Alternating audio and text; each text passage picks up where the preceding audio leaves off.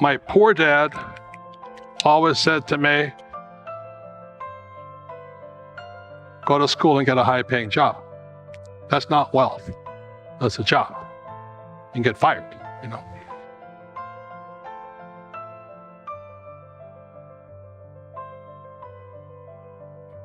And then my rich dad always says, work for assets.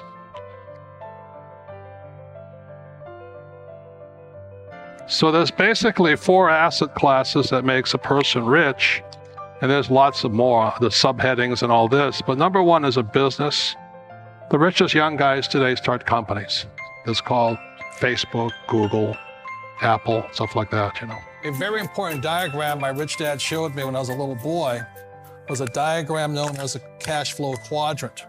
And the quadrant is made up of the 4 different people who make up the world of business. So my rich dad said, in the world of business, there's E's, and E's stand for employees. An employee, he says, you can always tell who they are by their core values. And what the employee, whether the president or the janitor of a company, will always say the same words.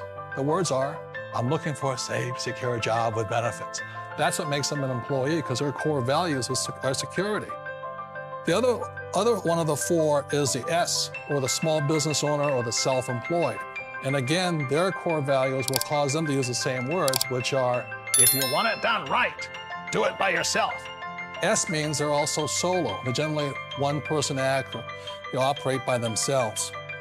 On the right side of the quadrant are the B's. And what Rich Dad said the B stood for was big business, or like Bill Gates. Forbes defines big business as 500 employees or more. And their words are different. They say, I'm looking for a good system, a good network, and the smartest people I know to help run my business. So they're unlike the S, they don't want to run the company by themselves. They want smart people to run their companies for them. And then the 4th of the quadrant is the I, and I stands for investor. These are people who have money work hard for them. These people are people who have people work hard for them. And these are the people that work hard for the rich here. So early on in my life, it was my poor dad who always said to me, you know, Robert, go to school and get a high-paying job. And so my poor dad's core value was to be an employee. He wanted job security, promotions, a steady paycheck, and all this.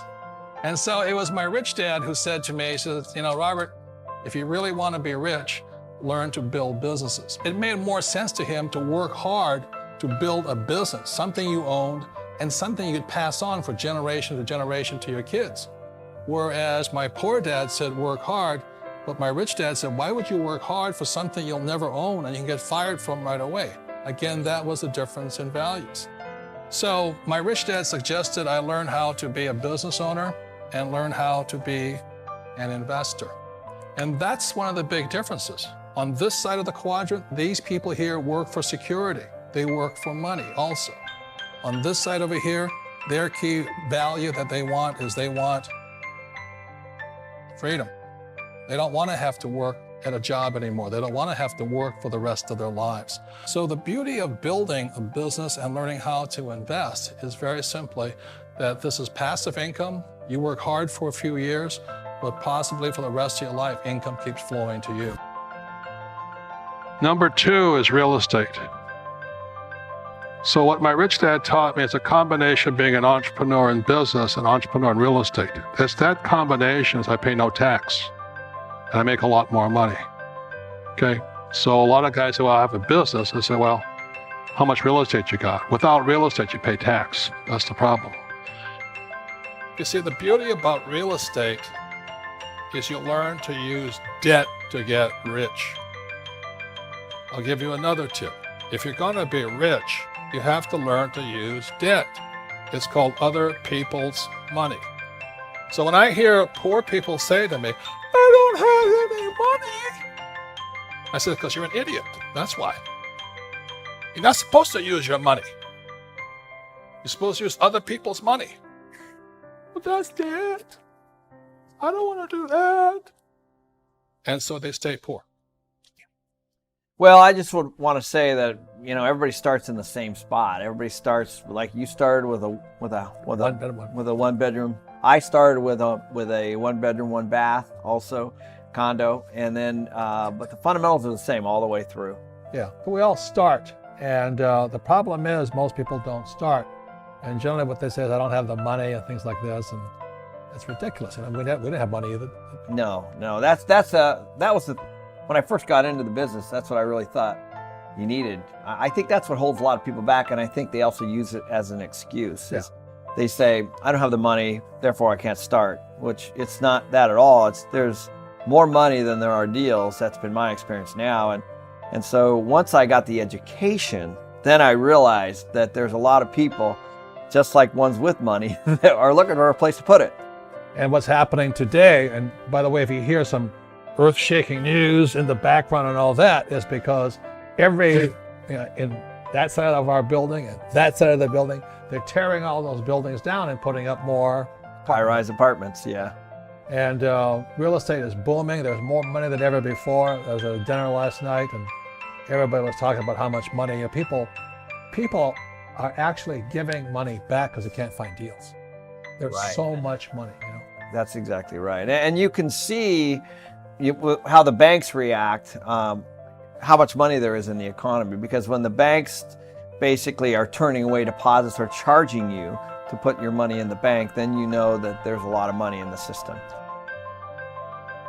And then there's paper, which is stocks, bonds, mutual funds, and savings. That's what most people should be in. The reason savings are good, paper is good, like stocks, bonds, mutual funds, are liquid. You make a mistake and get in and out real quick. Called liquid. The trouble with these two, you make a mistake, you're there forever. Can't get in and out. So that's why you got to be very smart before you go in. What do you think of mutual funds? I think they're a great way to make money if you sell them to other people. Liquidity is what paper assets are about. Your ability to sell and buy without negotiation problems. How does a person make money when market's coming down? Well, it has a lot. It can be a little complex. It does take some study, but there's something called a short position. Now that's jargon. So if you don't know what a short position is. Now, shorts are illegal in some countries. Yeah. If you don't know what that is, there's your first clue of what to go study. But a lot of the wealthy people, and in fact, like Goldman Sachs and institutions, they'll take short positions here, where they get paid as it goes down, just as a long position gets paid. So there's 2 positions to learn about, the long position and the short position.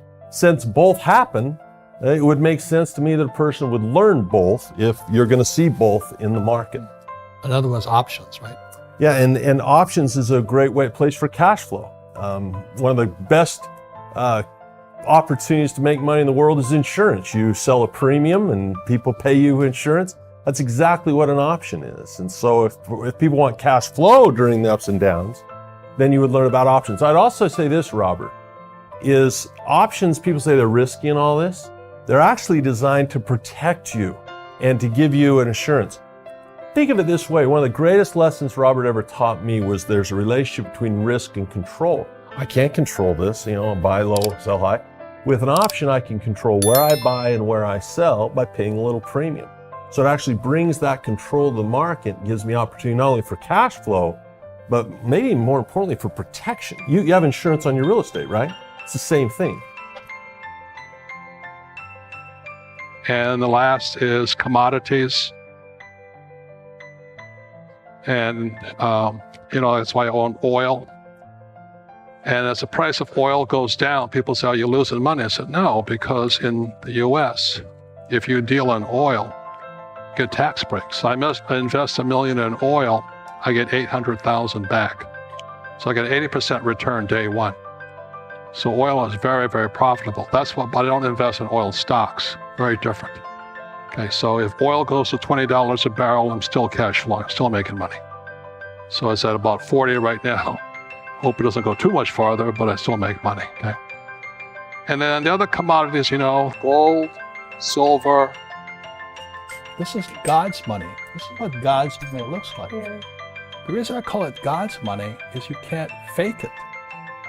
You can fake it with a fake ETF, like a gold ETF or a silver, which I don't touch because it smells as bad as the guys that printed that crap. You know what I mean? Jesus. But this is real money. So you look at this here. Mhm. When I first started buying that, that was $1.40. Yeah.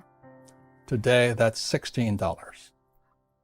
And this here is auto, gold. And the reason we brought it in is most people haven't seen or touched. This is real. This is God's money. Why did I say it's God's money? Because it was here when the earth was created. Yeah.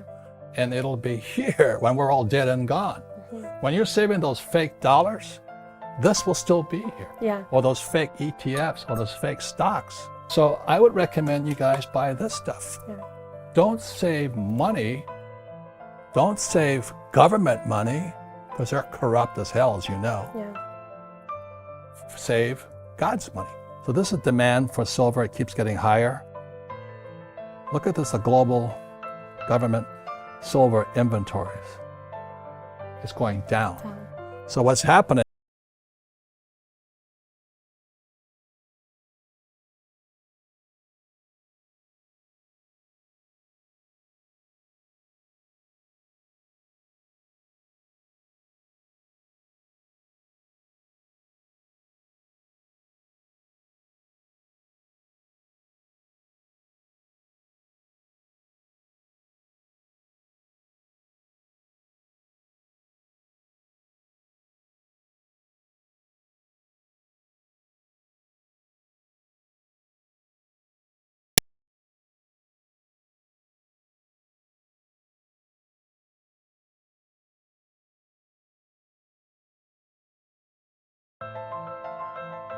And, that's why I own oil.